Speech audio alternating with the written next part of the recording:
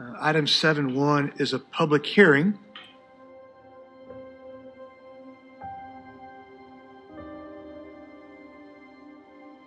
Let's conduct a public hearing in accordance with Article 4, Section 1 of the City of Lubbock Charter regarding outlawing abortion within the City of Lubbock and declaring Lubbock a sanctuary city for the unborn.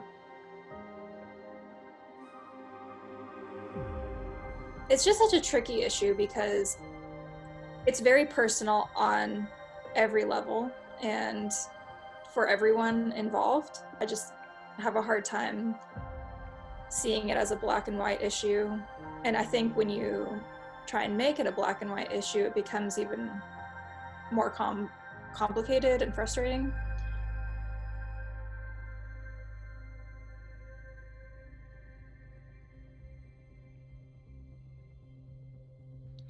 Fact: abortion does end the life of a human being violently.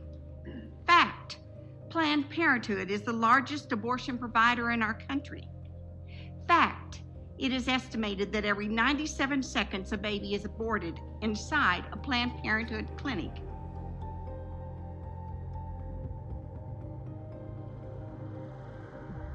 So if the ordinance is passed, likely it will be faced immediately by legal challenges from the ACLU, from Planned Parenthood, the organization, on its unconstitutional and unenforceable nature.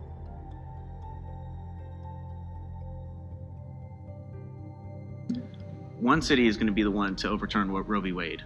Why couldn't that be us? And I think something we kind of like encourage the city council members, that was if Lubbock could pass this, then we would set a new standard to encourage Abilene to do it, to Weatherford to do it. Like, these big cities might be waiting on someone to be like, well, if Lubbock can do it, we can absolutely do it. So I think that's what makes Lubbock like an important town for this decision.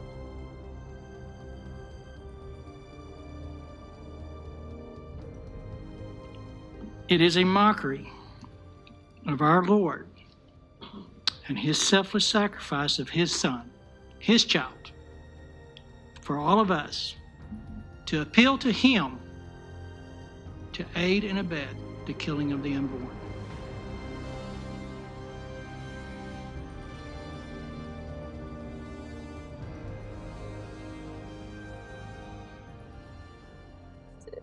Like, first and foremost, this is not ordinance versus Planned Parenthood, that it's actually a larger problem than that the ordinance would present to the community.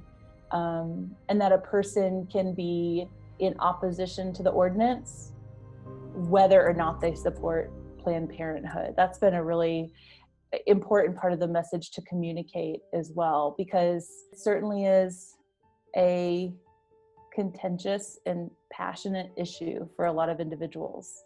And Planned Parenthood is proud to offer safe access to abortion for patients. So I think those two things side by side, result in the identity of Planned Parenthood being boiled down to that sort of single issue. I've talked to at least 2 women about access to healthcare, and that's a serious gap that's been in our community. Not only just access to healthcare, but access to non-judgmental healthcare is huge. One woman I talked to is a former sex worker, and she got into that line of business after Planned Parenthood left in 2013.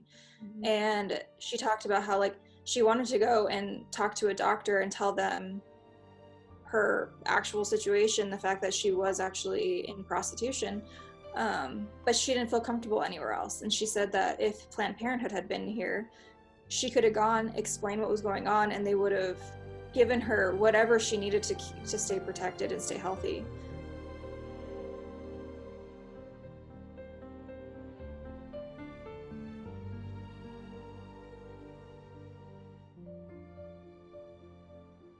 We've gone this long without them. The other services other than abortion, they are not unique to Planned Parenthood. Every other clinic in this city offers those same services. So to have Planned Parenthood specifically is not necessary for the success of Lubbock women. Giving a woman abortion, it eliminates the pregnancy, but she's still gonna go home and be financially unstable. She's still gonna go home and have an abusive husband. She's still gonna go home and be shamed at work. You know, Planned Parenthood doesn't get to the root of any of the issues. And that's something this ordinance does not do. It does not move the conversation in the right direction, because it's like, oh, the ordinance, you're gonna outlaw abortion because it's murder. And it's like, whoa. We want businesses to step up to the plate to make abortion unthinkable by serving women better in crisis pregnancies. And that's something that, you know, with all this ordinance talk and legality talk, like, that is swept under the rug. And I think stressing, and something that hopefully everyone on both sides of the aisle of thinking that abortion is wrong or right, women need help. And that is undeniable. And to deny that and offer abortion as the only solution for success, to me, is not female empowerment.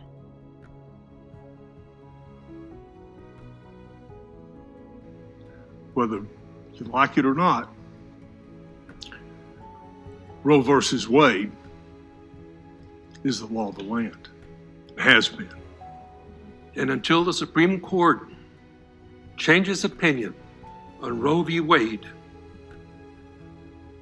I personally cannot support and will not support the sanctuary for the unborn in the city of Lubbock. I'm not so sure that there wasn't some political stunting involved in this. The claim was that there wasn't, but there was certainly there were people that took political advantage of this. I think it's disingenuous of our state lawmakers to get involved in this in the way that they got involved. There are other ways to tackle this. We are nonpartisan. This is not a political body. It is political for Charles Perry, Dustin Burrows, and John Frullo. It is a political issue for them. This issue is on the Republican Party platform and has been for a number of years.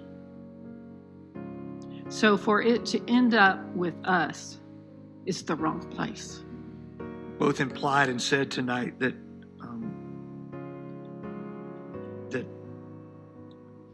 God's grace would only be bestowed on this council based upon the action that we took tonight. And I know not all of you believe that, but several of you made that point tonight. And I just want you to know that that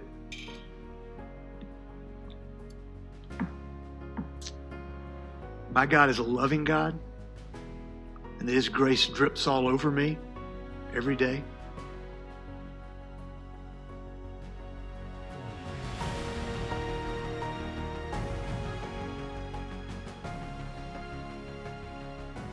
I think the anti-abortion folks have been misled by some provocative storytelling by state officials, by the weaponizing of religion in this way.